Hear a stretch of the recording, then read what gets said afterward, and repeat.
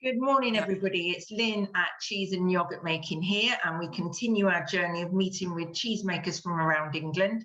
And today I'm delighted to be chatting with Julia, Hollis Mead Organic Dairy in the beautiful county of Dorset.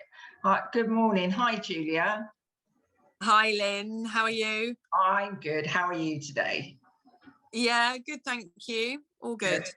Nice to meet with you. We've chatted over the phone, and I know you buy some of our products, our cheese and yogurt making products that we sell online to you.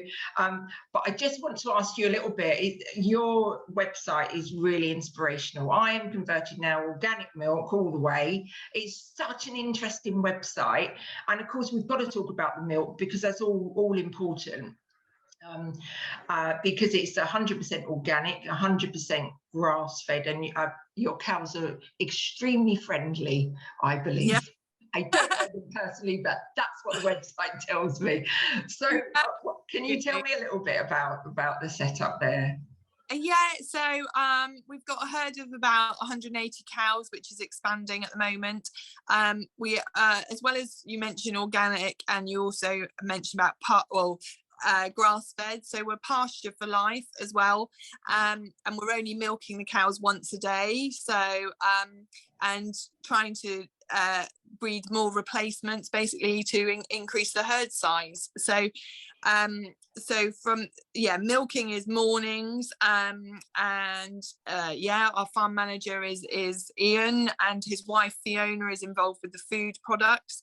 So from the fresh milk, we've got about 15 vending machines across the southwest. So we're based in West Dorset, and go further down in sort of Somerset, down into Devon, and across to East Dorset basically. So we've got those on a delivery schedule basically, and filling those every day, every other day, whatever the requirements are. We don't have a milk contract with anyone. We are looking to utilise all of the milk within the business. So I joined Hollis Mead nearly 2 years ago from a background of cheddar. Obviously West Dorset and Somerset is very much a cheddar country.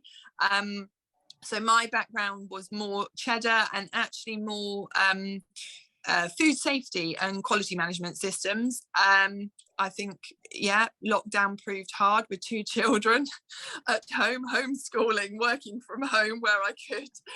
And just gave me a bit of a time for a change. So now I've joined Hollis Mead, and since I've been there, we've developed to separate the milk to make cream, semi-skimmed milk, and then using the cream to make butter, yogurt, kefir, and now more, not that recent, but now into cheese as well, and creme fraiche and Greek yogurt, and playing around with lots of other things. But obviously my head is food safety still, so it's not just playing. Okay, you know what you're doing. That's your background, and I believe that you've got one of our batch pasteurizers that I don't know that you use there, that obviously helps keep that milk pasteurized at a low temperature, that obviously is reflected in the flavour and the outcome of the milk as well. Yeah. So yeah. We're just batch pasteurising, and we use similar pasteurisers for both whole milk, semi-skim milk, and then also for all the yogurt and the cheese as well. So it's all very low impact pasteurisation, should I say? Yeah, that's really good. And I've noticed there was a BBC Sustainable Farming Award that you might have been sort of up for, and things like that. I mean, it's really, what you're doing there is really forward thinking, and is that something, is the award in the pipeline? Is that a recent one? What was that all about? That was so very much it's all done with the environment in mind, so we don't cut our silage as early perhaps as some other farmers, and things like that. So wildlife is definitely a large part of the business, or a part of looking after it really is part of the business. And so I don't know loads about that area of it, but yes, I mean, definitely the wildlife is part of it, and sustainability. So the vending machines, we're using glass bottles, yogurt going into glass jars, and we leave recycling bins at the just for our glass machine, so that hopefully people, if they're not going to use it, they will recycle it. We then wash everything under a strict sterilization program, and then which actually we're finding we do also supply quite a few cafes and things as well, with a number of liters of milk, maybe 40 liters at a time, sort of thing, either in churns or in small churns or in glass bottles, again, as a returnable option. Yeah, and you obviously have got the vending machines. There's quite a lot, something like 16 or so that I read. And how far out do you deliver as well? How far out would you deliver, or is it literally simply from the vending machines and a few local places that we can get the milk and etc.? It would be basically the vending machines, but we do supply a few other small sort of farm shops and things very locally, but we do also do online, so people can buy a one-off or a subscription to our dairy products. So there are options to get it wherever we want to get it, sort of thing. So so we do have online subscribers, or one-off. It can be weekly, it can be monthly. The choice is a very flexible package, so that you choose what you want when you want it, basically, but delivered to your door. So that's amazing. So I don't know an awful lot about the cheese, so I'm really interested to hear what you've got to say. Obviously, you've got the butter, the yogurt, the milk, and kefir with various flavours. I can see 3 different flavours there. So the cheese, obviously that's your domain as well, the cheese making. So what cheeses do you do, and where can we purchase them? So what have you got going on there?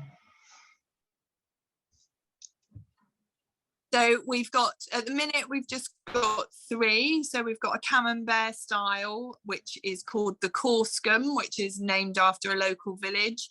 We've got a triple cream brie, not for those that are trying to avoid the calories. So we're adding, additional cream, the milk for that.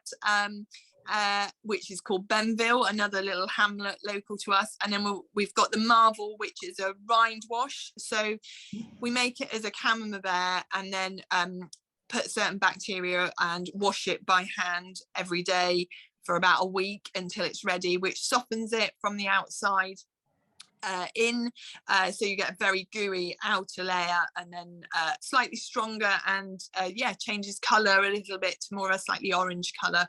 But no colorings or anything added. It just naturally does that through washing it. So so we are sort of making probably a batch of each a week at the moment, and then after you make it, you then brine it and things like that, and then look after it, and keep it happy and sell it out there. So yes.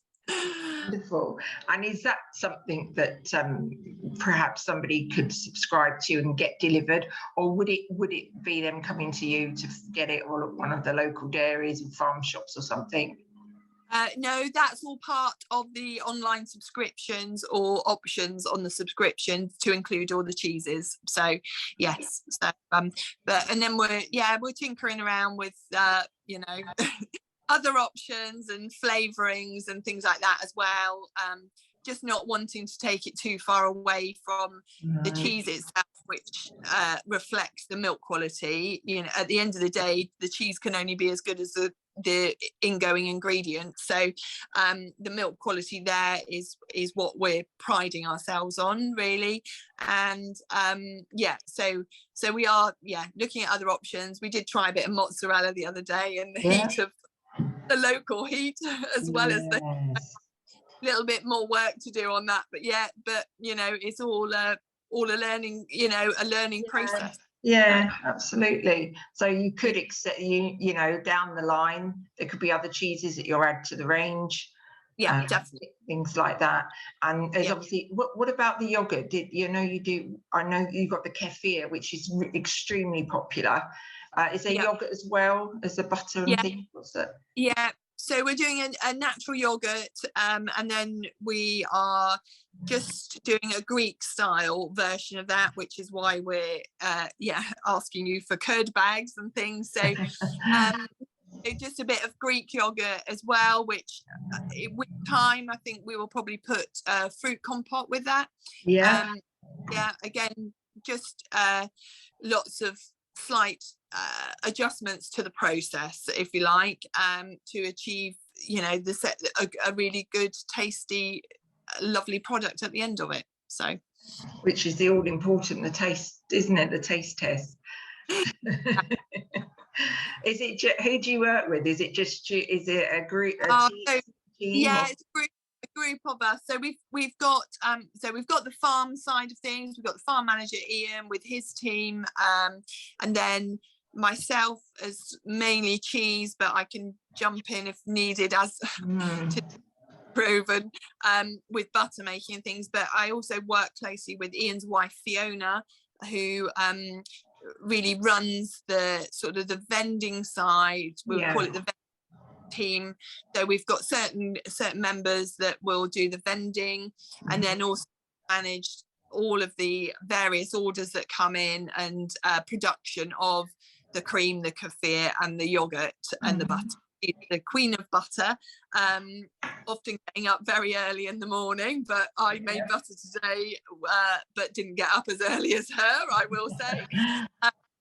And a good team, you know, probably 8 to 10 of us involved, a couple of people out on the vending team. So still quite small, try to adapt where people have got children and things like that. So some part-time, some full-time, some a bit more than full-time for Fiona. So it also turns her hand to milking the cows as well. So okay, so she does it all. Yeah. And how do you decide where to locate the vending machines? What's the idea behind that? So it usually depends on sort of footfall, what's in the area, and our sales guy. So my boss Oliver, he would be out looking at prospective sites. Some people actually approach us and say they would like one there. So if they've got potentially a good footfall, you know, we've got a very good one with a busy campsite. So now is the time that it's going to be very busy. We do milkshakes as well as the milk. So some places do have milkshake options as well. So, so just looking at in the locality really, and, you know, what else is out there. And then obviously, you know, it's got to be worthwhile at the end of the day, as with any part of any business decision. So yeah, interesting. That's really interesting. Well, you're doing such an amazing job there. It really is a really interesting website. There's lots to read and lots of links to various things, so it's really well put together. So what are you doing the rest of the day? What's your next cheese you're making? Making cheese tomorrow, so we're going to be making brie tomorrow. So so that's the plan for tomorrow. Later today, going to go back and bottle some kefir and box cheese ready for market. So we go to London at the weekends, do anything between 4 and 6 or maybe more markets over the weekend. Once the cheese has been made and molded up, as it were, and then wrapped, we then put it into boxes. So rather than wooden, it's going into cardboard, like a pizza box, a small box basically. So I need to go and get that ready and organised, ready for the weekend ahead. So fantastic. Do you know which markets in London, out of interest? That would be good to know. Any ideas? I don't, I'm afraid. I do know that there's one called Bute Street and Pimlico, I think, but beyond that, I don't know. It's only what I've seen and where I've seen it on Yeah. boxes ready to go. So I Very- don't know out off the top of my head, but could easily find out. You can easily find out, and I'm sure potential customers and people that are interested can obviously contact you on the website. You're on Instagram and Facebook and things, and find out if they are interested in one of those markets in London. Just getting all your products out there and knowing where people can get it. So I'm sure they can find out. Wonderful. Well, it's been lovely chatting with you this morning. Fantastic. Really interesting. Love hearing about what you're doing and all the cheeses. Obviously the idea behind the actual farm itself, which, as I say, is really the way forward, this organic farming. So I'm converted. I would love to get a hold of your milk and cheese. So I'm going to see what I can do. But we will catch up again soon. Thank you so much, Julia, taking the time this morning. And we'll speak to you soon. Yeah, thank you, Lynn. You're more than welcome. Take care.